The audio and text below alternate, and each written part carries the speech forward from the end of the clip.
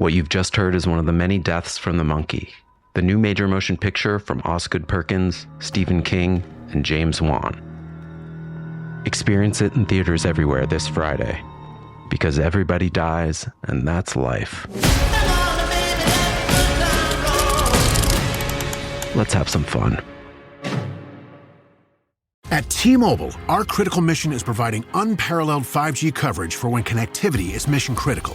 Introducing T-Priority, America's best 5G network experience for first responders, even in times of congestion. More capacity, faster speeds, better coverage. T-Priority from T-Mobile, built for tomorrow's emergencies, ready today. Discover more at t-priority.com. For qualifying organizations on eligible rate plans, coverage not available in some areas and may be impacted by emergencies. Hey everyone, and welcome back to Big Mad True Crime, where we get big mad over true crime. I'm your host, Heather Ashley, and this week you'll be hearing part 2 of what happened to Elizabeth Salgado. Small talk sucks, so let's dive in.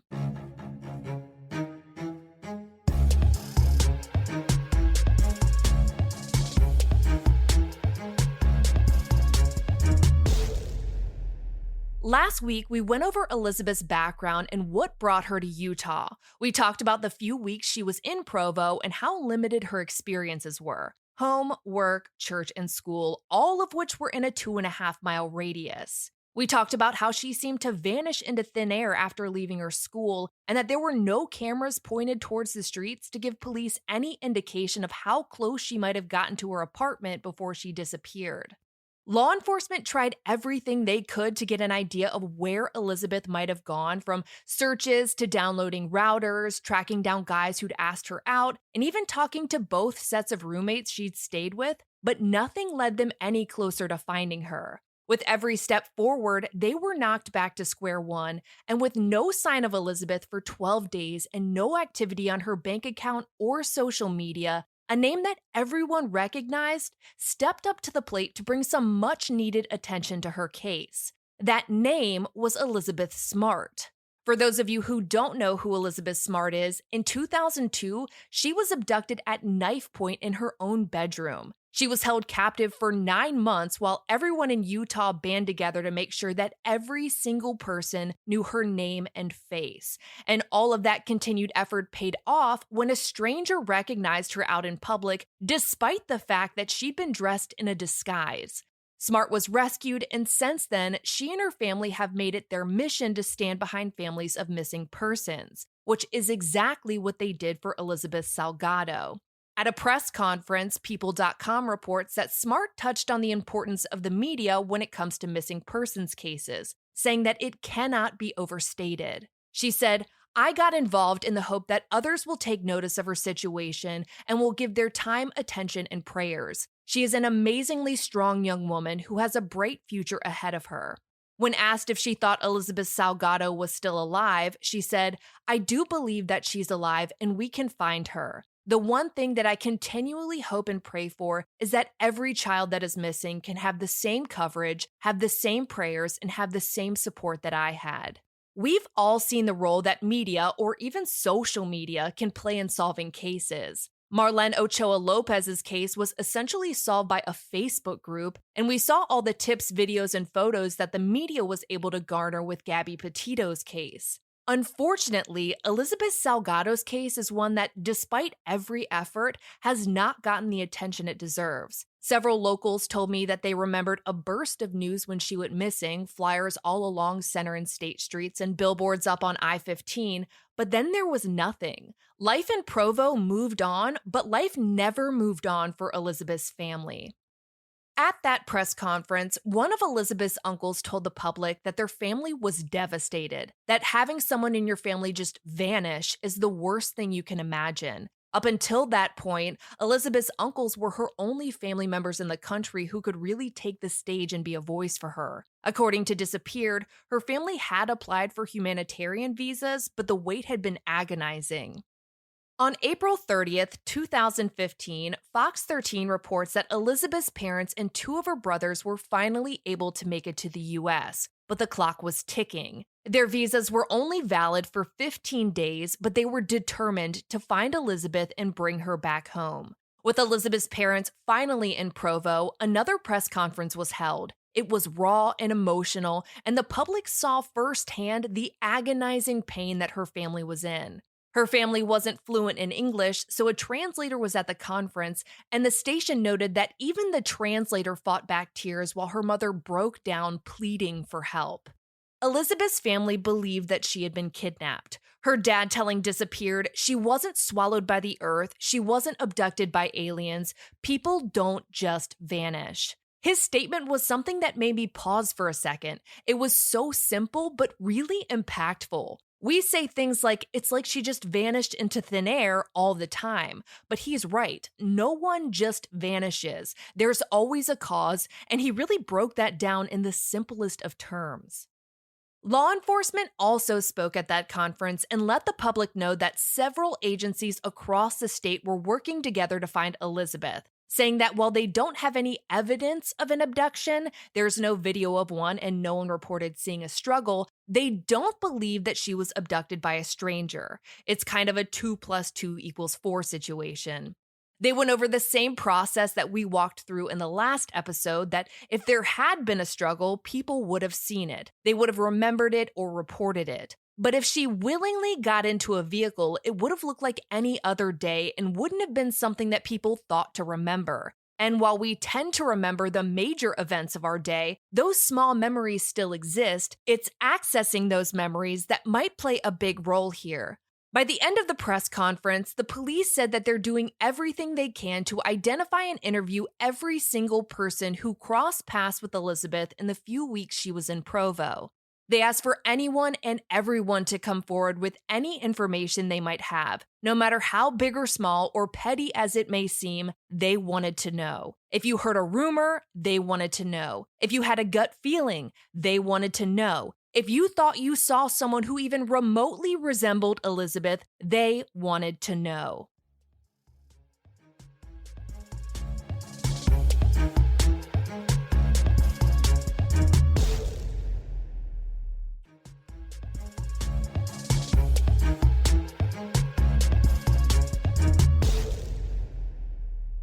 The evening after that press conference, there was a vigil scheduled to spread awareness for Elizabeth and stand by her family. Her family had every intent on being there, but they didn't wind up making it. According to Disappeared, just minutes before the vigil was about to start, Provo police pulled her family aside to give them some information that sucked the air out of the room. Earlier that day, in a ravine off of I-80 near the Great Saltaire, about 56 miles north of Provo, Fox 13 reports that a transportation worker was just going about his day when he noticed a suitcase. It's not unusual to find discarded items off the side of the interstate, and people are always using it to travel, so a suitcase definitely isn't the strangest find in the world, but there was something off about it. It didn't smell right. Not knowing what he might find inside, he decided to call the police. When they got there, they found the one thing that everyone was hoping it wasn't. It was a body. While the police weren't saying much, the transportation worker told Fox 13 that he thinks the woman in the suitcase had dark hair. How he determined the remains were female is still a mystery because, according to NBC News, police weren't immediately able to determine gender due to how decomposed the body was. But the information from the worker kept coming. He told KUTV that the body looked like it had been faded from the sun, but he felt like it hadn't been there for months or years, more like weeks. Now, those are bold statements from someone who isn't a medical examiner, but they were all anyone had. It's no surprise that once Fox 13 reported that detectives from Provo had showed up at the scene, everyone started to wonder if the woman in the suitcase was Elizabeth. And it was definitely a possibility. Elizabeth's family told Disappeared that when they got the news, it felt like their world fell apart. They prayed that it wasn't her, but felt like all hope had been lost. Elizabeth's family didn't get a wink of sleep that night. They waited for any news, and as the autopsy began, detectives started asking them really specific questions, like whether or not Elizabeth had any tattoos or distinctive scars, which she didn't, but the body in the suitcase did. By the following day, Elizabeth's family was told that the body along I-80 was not Elizabeth. It was the body of a woman who'd gone missing in Las Vegas 6 months prior. While they were able to breathe a sigh of relief, they were also devastated for the family who'd just gotten the news that they had been dreading. The tips for Elizabeth were flooding in, but every possible sighting wound up not being her, and every lead wound up at a dead end. By May 4th, police offered a $5,000 reward for information leading to Elizabeth's whereabouts. She was also added to Dateline's Missing in America. With Dateline featuring Elizabeth, a spokesperson for the family released a statement on behalf of her mom saying, "I forgive the person that has her if he has done something to her, but let her free." And I don't think any of us can calculate the amount of strength it takes a mother to say that. Within days of the first reward, the Spectrum reports that with the help of a local company and an anonymous donor, the reward tripled to $15,000. They hoped it would encourage people to come forward if they'd been holding anything back. And with the media's full attention on Elizabeth, her family felt like there was no better time than then to paint the town with flyers, and not just Provo. According to the Daily Herald, local printers donated 25,000 flyers, and volunteers broke up into teams, putting them all over Provo and even traveling to surrounding counties like Springville, Spanish Fork, and Orem. When I asked locals what they remembered most about the time surrounding Elizabeth's disappearance, the one thing that all of them had in common was that they all remembered seeing her flyers everywhere. While the community was doing everything they could, detectives followed up on more than 100 tips. They went back to the school and, according to Disappeared, straight up interrupted class and interviewed every single student and staff member one by one until they'd gotten a statement from each and every one of them. For reference, that wound up being roughly 230 interviews. They also interviewed all sex offenders in the area and contacted anyone that she'd had contact with on social media. On top of all of that, they enlisted the help of the FBI, the Attorney General's Office, Interpol, Homeland Security, and Mexican investigative authorities. Naturally, because Elizabeth had lived in Mexico her entire life, aside from those few weeks in Provo, detectives had to make sure they were investigating people there as well, and with good reason. According to the Provo detective assigned to her case, an uncle of Elizabeth's, not one of the ones mentioned in this case, had come to California a decade or so prior, and apparently he too went missing. Now, I don't have any media sources to back this up, but according to the detective, Elizabeth's then missing uncle wound up showing back up at home in Mexico 7 years later. That's a coincidence that the police couldn't ignore, so investigators had to look into it. But from what I can gather, the two incidents don't seem to be connected. The searches for Elizabeth continued on through the end of May. Police retraced every possible route she could have taken home, as well as the Provo River Trail, which curves right around her apartment complex. They went through it with a fine-tooth comb, and this time, Fox 13 says they brought out dogs. There were some hints in the media around the time that there was more going on than the public knew, but that being said, the public knew a lot. The Provo Police Department made sure that everyone knew that finding Elizabeth was their top priority.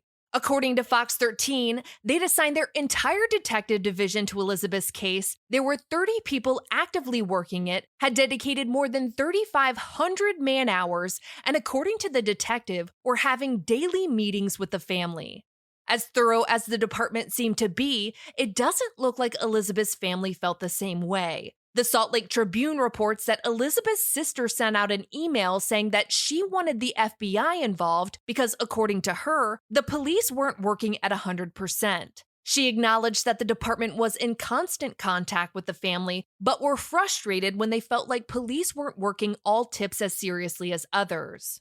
Investigations are a fickle beast, so I asked the detective about this. According to him, the Provo Police Department has followed up on every tip that has come in, but as we know from other cases, some tips are just more credible than others. Generally, the police know more about any given investigation than the public or even the family does. Some things have to be kept close to the vest to protect the integrity of the investigation, and because of that, it's a lot easier for investigators to discern whether or not a tip is credible. That being said, Elizabeth's family was in pain. Everything would have felt like a credible tip to them. Everything would have felt like a potential break in the case, no matter how likely or unlikely it seemed.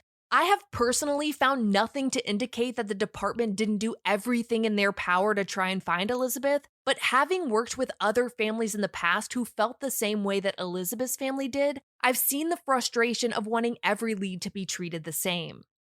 May of 2015 came and went, and with no sign of Elizabeth, her uncle in California, Uncle Rosenberg, decided it was time for him to come to Utah. The Daily Herald reporting that he left everything behind, including his university teaching job, to head east to join in the search for his niece. Shortly after he got there, he was contacted by someone who claimed to have Elizabeth and asked for money to get her back. Now, we've heard of people sending these messages or making these calls in other episodes that we've done. There's a solid group of soulless gremlins in the world that just troll the internet for families of missing people to exploit. But for Elizabeth's uncle, he was willing to do anything. He told Disappeared that he headed straight to the bank and called the detective on the way, letting him know what was going on. Having handled dozens of missing persons cases, the detective told him to stop. Don't go to the bank. This could just be an attempt at extortion, and that's exactly what it was. They wound up tracing the call back to an abandoned house in Texas, and Elizabeth most definitely was not there. As far and wide as Elizabeth's investigation had spread, there was still no sign of her, and the public's efforts to find her were about to take a deep nosedive. In late June of 2015, 2.5 months after Elizabeth disappeared, people started speaking out with concerns about her uncles. The first concern I came across early on in the investigation was the fact that it was the uncle in California who reported her missing, not the uncle in Provo. But hey, that could be nothing. We know that California uncle did communicate with Rudy when he was out trying to track her down at school, work, and her apartment. The second set of concerns came from statements that people felt came off as odd. I read them and I see where they're coming from, but you have to consider that there's a bit of a language barrier. Both uncles speak English, but some of their statements had been made in Spanish and translated to English, which can wind up rearranging some words, and I think that really threw some people off. But it got a little deeper than that. One of the people who had organized a few of the searches for Elizabeth told ABC4 that he quit after a month due to his growing distrust for her uncles. He told the station, "My impression is that they know something. They know information that they're not sharing, like what really happened with Elizabeth. We found some inconsistencies with the stories." He also said that he felt like they were more concerned with raising money than finding Elizabeth. There was a GoFundMe that had been set up that raised over $12,000, and a volunteer told ABC4 that cash, housing, meals, and travel had been donated, along with that $15,000 reward. Another volunteer who didn't want to be named also spoke with the station and told them, "To be honest, I think it's either Rudy alone or Rudy and Rosenberg, both of them. People say that either they probably did something, they either sold her or something for money, or they probably have her against her will, hidden somewhere, basically to get money out of it." To play devil's advocate here, the volunteer's statement included the phrase "people say," so it does sound like it might have been influenced by second and third parties. The searchers starting to talk was suspicious because, they'd been the ones on the ground taking time out of their own lives to help Elizabeth's family find her, and the rumor mill definitely picked up some traction, but not everyone was ready to jump on that train. It's when Juan Ruiz, the chairman of the board of the Latin American Chamber of Commerce, spoke up that everyone's eyes got really wide really fast. He told ABC4 that they'd donated time, money, and volunteers to the search efforts to find Elizabeth, but stopped after they say there were a few instances where people approached them, telling them that Elizabeth's family was saying that no one was helping them. When the station asked Ruiz about Elizabeth's uncles, he said, "One of them was really close to her, and the last message was sent to him. The last phone call was sent to him. There are just so many things that just don't make sense, that it almost makes you feel like, is it possible she went with somebody she trusted? Is it possible that when she got into somebody's car, or if she entered somebody's house with somebody she didn't feel threatened by and ended up being the opposite?" ABC4 called Elizabeth's uncle Rosenberg to get his take on all of this, and he told the station that neither he nor his brother had anything to do with Elizabeth's disappearance and that she'll be returning home soon, saying, "When Elizabeth comes back home, hopefully she will be found soon, she will actually clear everything." I think we can all see why that statement didn't help at all and was followed by a swarm of people asking questions like, how does he know she'll be home soon? It's hard to really tell where translation, rightful suspicion, and statements made by someone who might not be comfortable talking to the media intersect with this case, but the police started having their own concerns. The detective on her case told me that he started getting phone calls from people in the neighborhood they were staying in, reporting on what we'll just say was odd behavior, especially considering the circumstances. So their eyebrows started to raise too. In the Disappeared episode, they talked about how the uncles were actually given voice analysis tests, which they say they passed. But then came the polygraph tests. The show did a really good job of walking through the grading scale of polygraph tests, saying that a +3 indicates that someone is telling the truth, 0 is also on the truth scale, and anything -3 and below is considered a fail. According to the investigator on Disappeared, Rudy, the uncle from Provo, scored just above failing. However, he said that Rosenberg did fail. Now, we know that there's a reason that polygraphs aren't admissible in court, and that you can lie and pass and you can tell the truth and fail, but law enforcement couldn't take that chance. The detective told me that at that point in time, law enforcement was meeting with the family on a weekly basis to update them on what was going on in the investigation, sometimes for hours at a time. But because of her uncle's polygraph scores, those two had to be excluded from the meetings. This only catapulted the public's probe into Elizabeth's uncles, but the original detective on her case told Disappeared that after serving warrants and dumping their phones, he'd be surprised if either of them had anything to do with Elizabeth's disappearance.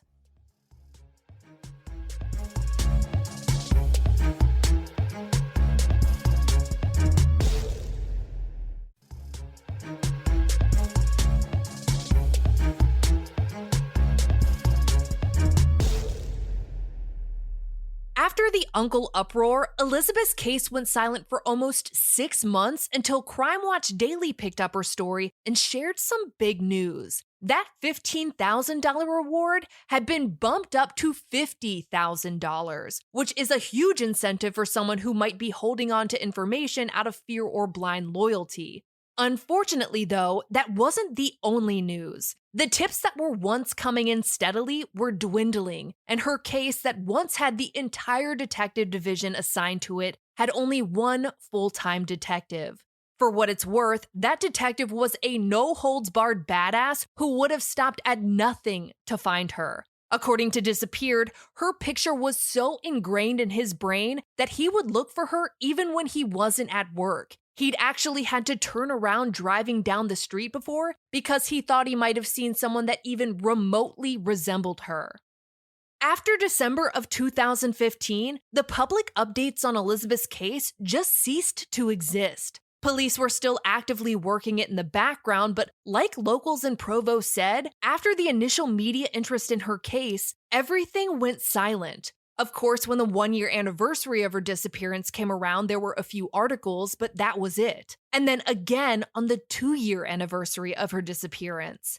I know we just skipped over a full 1.5 years, but that's where this case went. Elizabeth's mom stayed in the US as long as she could, but in the end, her family had to go back to Mexico. Her uncle Rosenberg had to go back to California, and it looks like Uncle Rudy may have gone with him. It wasn't until January of 2018 that Elizabeth's uncles were in the news again, but it wasn't anywhere you'd expect to see their names pop up. You might even miss it unless you followed Elizabeth's case closely and just so happened to keep up with true crime current events.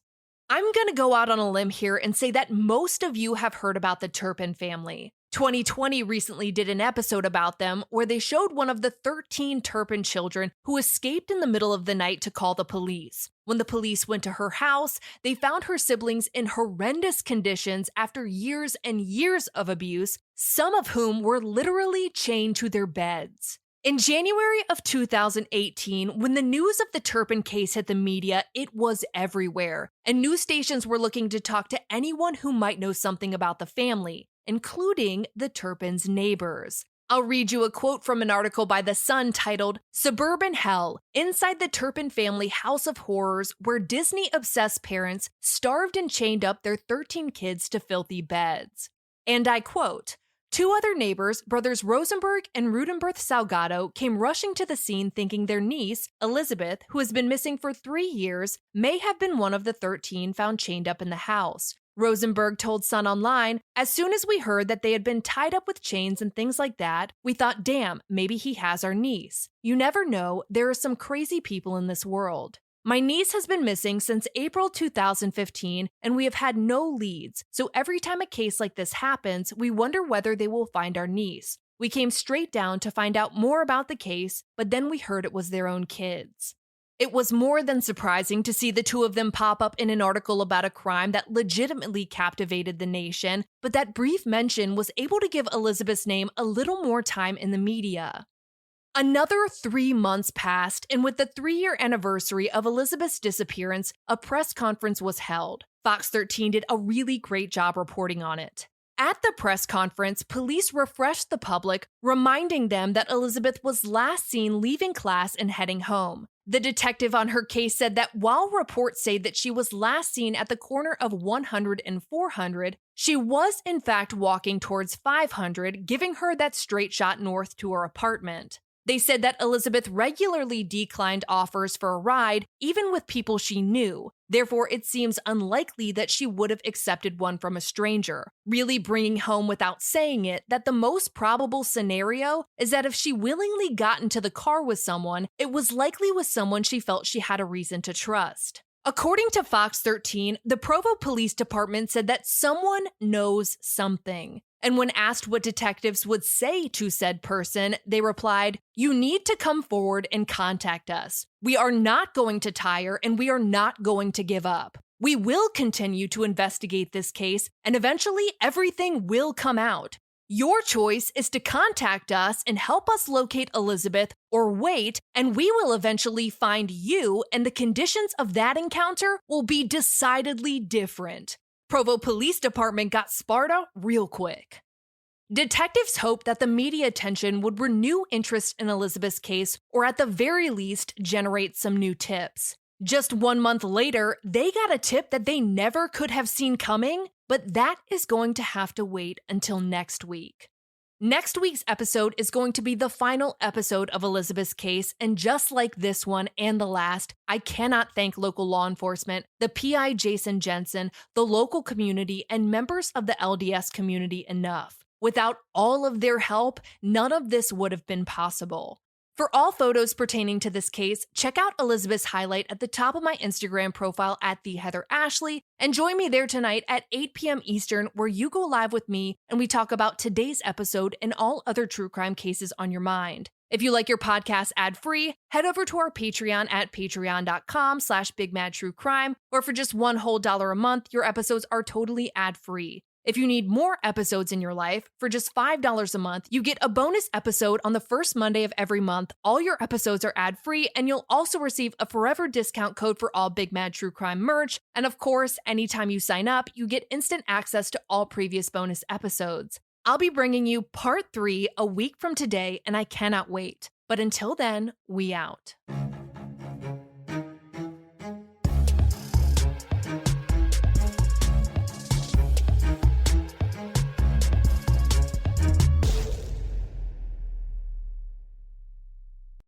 Master of horror Stephen King raves about the monkey. You've never seen anything like it. It's insane. The monkey that likes killing our family, it's back. Critics are calling it the most fun horror movie in years. It's a bloody, bloody, bloody fun time. Dad, I'm scared. I know. From producer James Wan and Longlegs writer-director Osgood Perkins comes the horror movie event of the year, The Monkey. Rated R. Now playing in theaters.